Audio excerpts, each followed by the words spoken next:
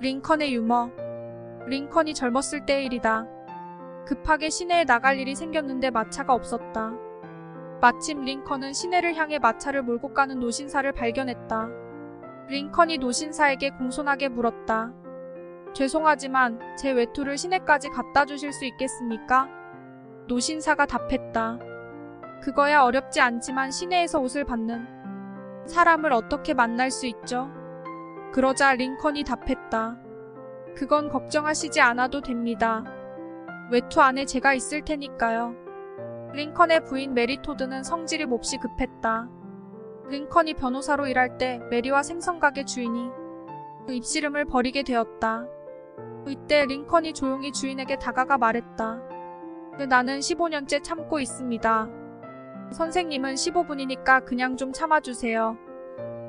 링컨이 상원의원 선거에 입후보했을 때 합동연설회에서 경쟁자였던 더글러스 후보가 목소리를 높였다. 링컨은 자신이 경영하던 가게에서 팔아서는 안 될 술을 팔았습니다.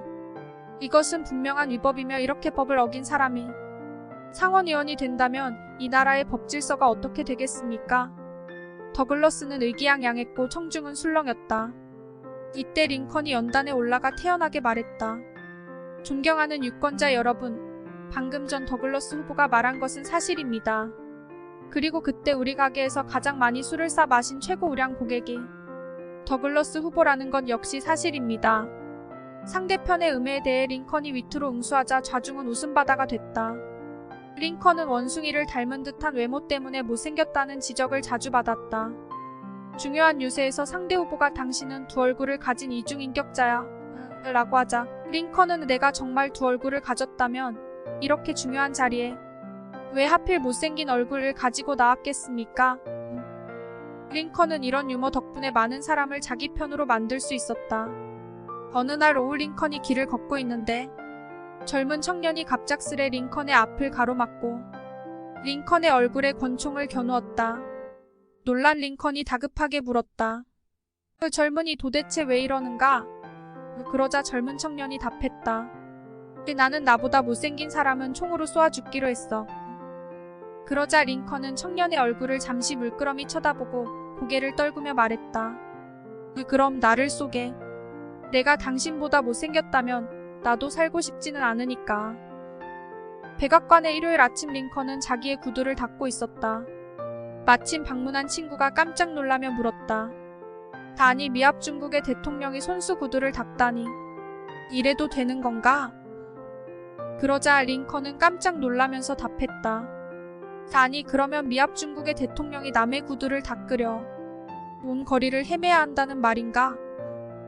링컨은 못생긴 얼굴뿐만 아니라 당시로는 매우 큰 키로도 놀림을 받았다.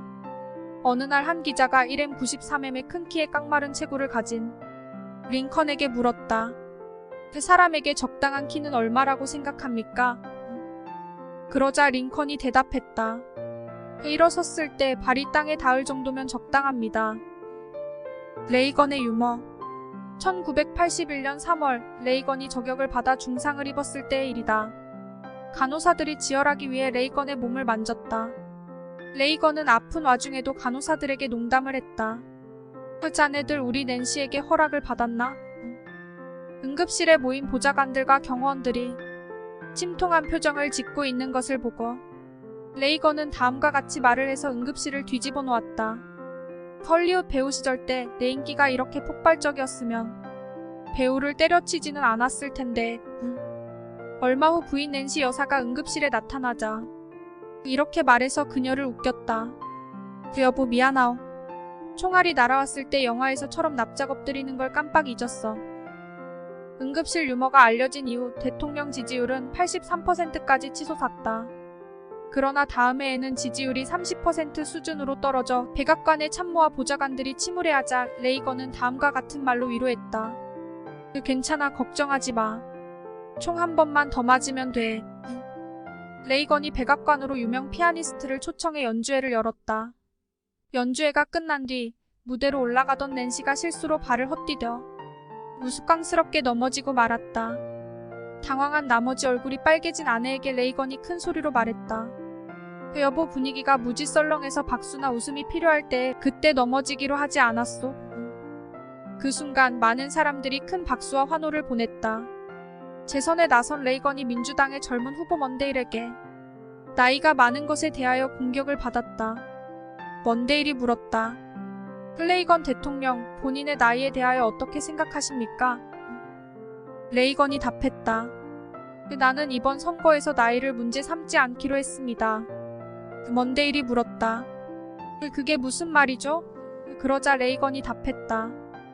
당신이 젊고 경험이 부족하다는 사실을 정치적 목적으로 결코 이용하지 않겠다는 뜻입니다. 클린턴의 유머. 미국의 보수주의자인 밥 도너 의원이 클린턴 대통령을 공격했다. 그 당신은 병역 기피자에다 바람둥이야. 그리고 완전히 쓰레기야. 그러자 클린턴은 언론을 통해 도너 의원의 공격에 여유있게 화답했다. 밥 도너 의원을 볼 때마다 이 친구에게는 광견병 치료제가 필요하다는 생각을 했습니다. 부시의 유머.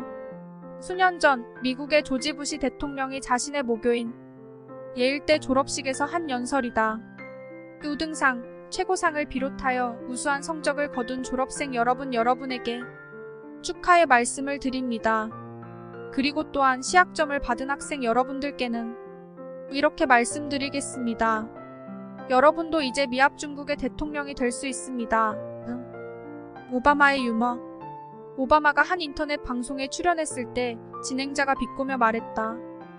당신은 이제 미국의 마지막 흑인 대통령이 되겠군요. 그러자 오바마는 씩 웃으며 대답했다. 그래서 의료보험제도 오바마 케어를 확실하게 만들어 두려고요.